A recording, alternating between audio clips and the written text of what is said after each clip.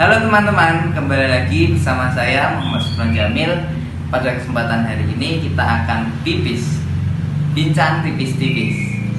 Nah, akhir-akhir ini marak sekali isu-isu tentang pelecehan seksual, baik itu di kalangan mahasiswa maupun di kalangan orang tua, remaja, dan lain-lain. Terkhususnya yaitu kalangan mahasiswa. Nah, sebagai mahasiswa, bagaimana kita menghadapi isu-isu tersebut? Oleh karena itu, langsung saja, apakah bisa dikatakan pelecehan seksual jika seorang laki-laki dan wanita itu sama-sama mau? Mari kita simak selengkapnya di video kali ini. Oke, bos. Oke teman-teman, mari kita sambut narasumber yang pertama. Beliau adalah seorang aktivis mahasiswa. Mari kita sambut bersama-sama Bro Roisul Mutakin. Oke. Silakan Bro. Oh, siap.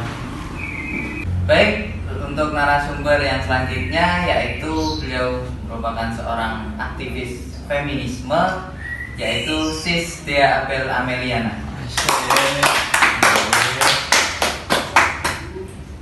Bro. Oh iya bro. Oke, bro.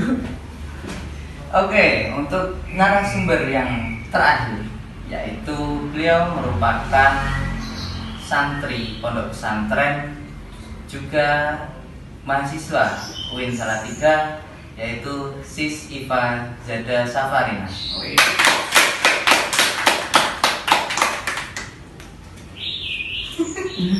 Apa, bro? Nah, akhir-akhir ini banyak yang memberitakan isu-isu tentang pelecehan seksual, baik itu di kalangan karyawan, mahasiswa, bahkan di kalangan anak sekolah.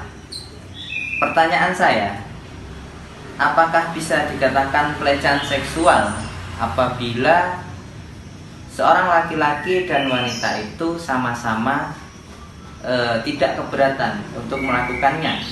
Mungkin saya berikan waktu untuk tanggapan dari Bro Roisul terlebih dahulu. Baik. Oke, menjawab dari apa yang telah disampaikan oleh Bro Sukron, ya bro. Oke. Jadi menurut saya ya, dari pandangan masyarakat atau mahasiswa ini, itu bisa dikategorikan sebagai pelecehan, tapi juga tidak bisa dikatakan sebagai pelecehan karena ada dua unsur.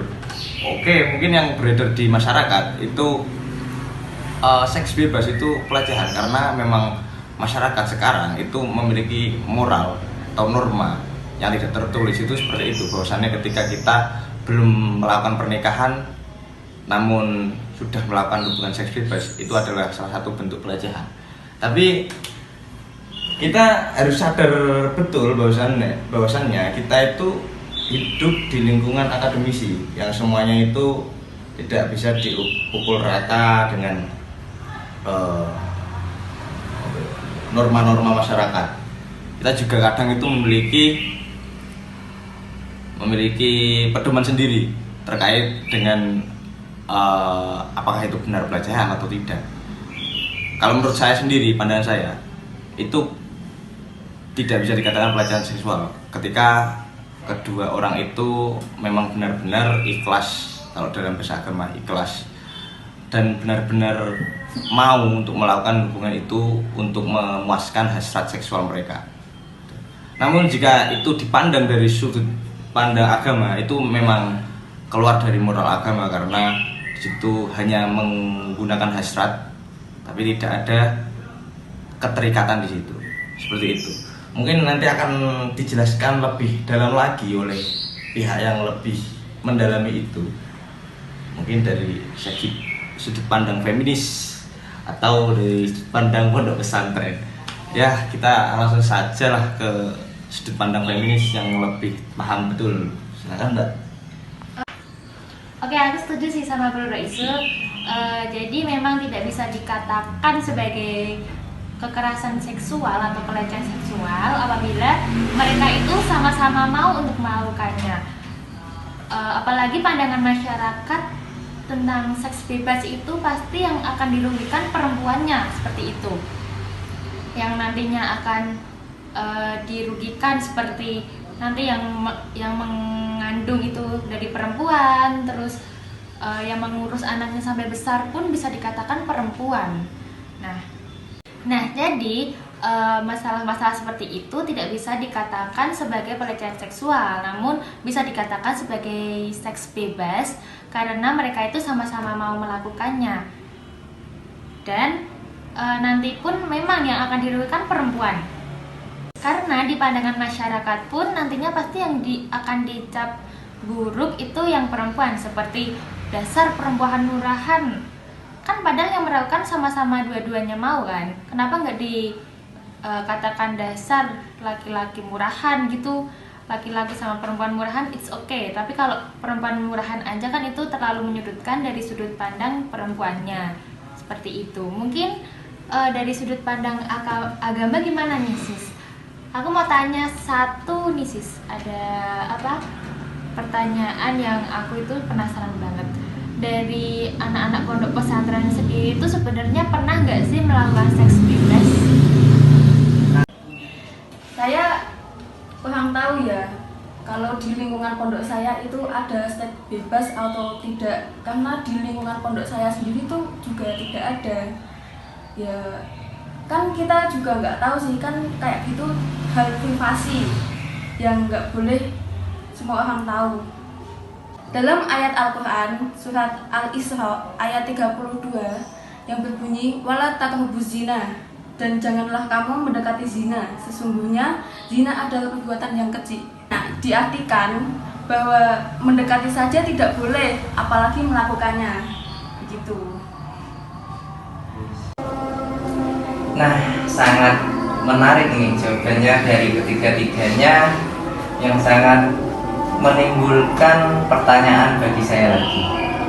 Nah, mungkin kita lanjut ke pertanyaan selanjutnya. Mungkin ini agak krusial ya. Pertanyaannya, jika Anda menemukan pelecehan seksual, baik itu mungkin teman Anda sendiri, mungkin sahabat Anda, keluarga Anda, atau bahkan Anda sendiri, lalu apa tanggapan kalian untuk ibaratnya untuk mengatasi hal-hal seperti itu? Silahkan, saya persilahkan untuk memberikan tanggapan dari ketiga-tiganya. Silahkan, siapa yang mau terlebih dahulu? Boleh lah ya. Lo dari Sis Abel. Mungkin silahkan. Menurut saya kalau ada pelecehan seksual ya jelas saya akan melaporkan ke pihak berwajib. Kecuali kalau hal tersebut itu bukan pelecehan seksual namun seks bebas. Menurut saya ya silahkan, asal dari mereka itu sama-sama menguntungkan dan tidak merugikan satu sama lain, seperti itu. Kalau pelecehan seksual ya jelas kita akan sebagai mahasiswa yang bergerak di bidangnya sebenarnya kita nggak bisa tinggal diam kan kalau ada masalah seperti itu, khususnya pelecehan seksual seperti itu. Mungkin dari Bro Raisul gimana nih? Kalau saya sendiri ya nggak beda jauh sih dengan Mbak Abel. Kalau misalnya itu pelecehan seksual ya oke lah kita laporkan, karena itu menyalahi moral dan rasio berpikir juga ya. Iya, betul. Tapi ketika itu seks bebas, saya malah sering untuk memotivasi teman saya untuk melakukan itu, gitu. Oke, sebagai provokator lah. Iya. Karena gimana ya, ketika ada teman saya cerita ke saya sama-sama suka kayak ini, sudah ada perasaan yang memang di situ oke lah, dia sudah ada ketertarikan yang di situ tidak akan menimbulkan pelecehan seksual, ya saya support. Yaudah, langsung gini aja bro. Malah mendukung berarti. Iya gitu. Karena ya itu ada momen itu. Bagaimana kita mau menahan hasrat kita terus itu kalau nggak dikeluarin. Kan kita sudut pandang bebas ya. Tapi memang benar sih, ada pernah lembaga survei itu mengatakan bahwasannya faktor dari ada kebanyakan seks bebas di lingkungan pelajar, mahasiswa, pegawai, dan masyarakat itu salah satunya adalah provokator dari teman kita sendiri. Makanya ini motivasi aja ya buat teman-teman yang menonton ini. Jadi harus bisa mungkin ketika ada teman Anda yang seperti itu, tolong jangan diterima dengan mentah-mentah, karena nanti Anda akan oke kalau cuma seks bebas ya. Itu kalau di negara pun tidak masalah, karena ketika ada sama-sama suka oke lah. Tapi ketika itu ke unsur pelecehan seksual, itu orang itu nggak mau tapi kamu paksa untuk gini kan itu yang sangat bahaya bro. Iya benar Gitu. Kalau itu dari sudut pandang mahasiswa yang bebas ya ini ya. Dari sudut pandang lain mungkin dari ini Mbak Ipa ini belum merasa jawaban. Iya, ini gimana? Kan ini kan udah dijelaskan dari sudut pandang yang mahasiswa yang bebas, yang liar. Mungkin dari yang agama ini gimana sih Mbak Iva? Kita juga penasaran nih. Dan masih polos nih. Disuci. Oke, kalau dari sudut pandang agama sendiri kan sudah jelas ya. Tadi saya juga sudah menyebutkan dalilnya. Kalau seks bebas itu sangat dilarang dan dosa. Iya. Dan juga di undang-undang sendiri dijelaskan. Ya nanti baca sendiri. Oke. Apa itu Mbak? Isinya dari undang-undang tersebut yang melarang adanya perzinahan. Kan saya suruh baca sendiri. Tapi itu memang ada ya Mbak? Undang-undang. Ada. Memang itu tulisannya dilarang untuk melakukan zina gitu, atau gimana? Mungkin bisa disebutkan nggak undang-undang nomor berapa? Soalnya kan kita juga abstrak lah tentang kayak gitu. Oke, di undang-undang itu disebutkan ya nomor 1 tahun 2023 tentang Kitab Undang-Undang Hukum Pidana KUHP melarang perbuatan zina dan kohabitasi atau kumpul kebo. Kumpul kebo. Itu ya Mbak? Itu kan kalau zina itu kan setahu saya itu hanya di agama Islam. Nah, ketika itu yang melakukan itu dia tidak beragama atau tidak memiliki agama Islam, berarti kan boleh-boleh saja. Undang-undang itu tidak mengatur kita. Atau bagaimana? Karena zina itu setahu saya, sependek pengetahuan saya, itu berhubungan di luar pernikahan dan itu adanya di Islam. Ya. Iya. Ketika itu di luar agama Islam atau mungkin orang yang tidak beragama, berarti kan boleh-boleh saja dong undang-undang itu. Ini ya Mas, kan ini kan tentang undang-undang ya.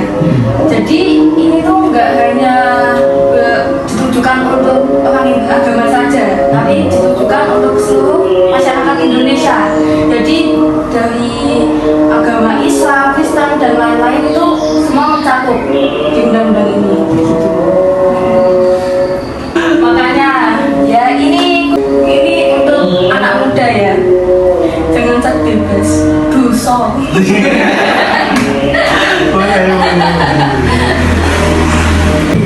Kan juga ketika wanita itu hamil terus melahirkan terus punya anak kan kasihan juga kan, anaknya nggak punya nasab soalnya nggak ada sangkut pautnya sama bapaknya, walaupun bapaknya itu mau bertanggung jawab atau tidak kan tidak ada nasabnya, itu kan kasihan gitu loh, makanya tobat.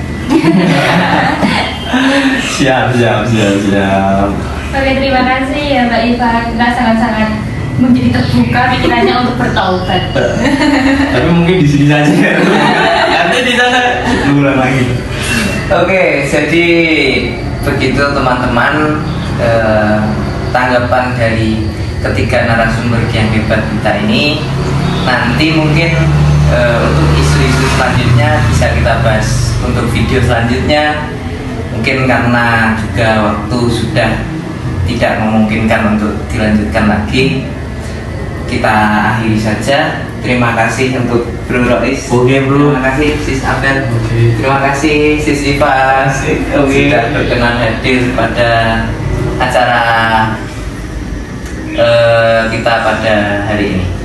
Jadi pesan moral yang bisa kita ambil yaitu jauhilah seks bebas dan hindarilah pelecehan seksual, karena sejatinya kita hidup bernegara dan beragama itu mempunyai ketentuan dan aturannya masing-masing. Mungkin hanya itu yang bisa saya sampaikan, dan rekan-rekan saya untuk bincang-bincang selanjutnya bisa kita tunggu video selanjutnya.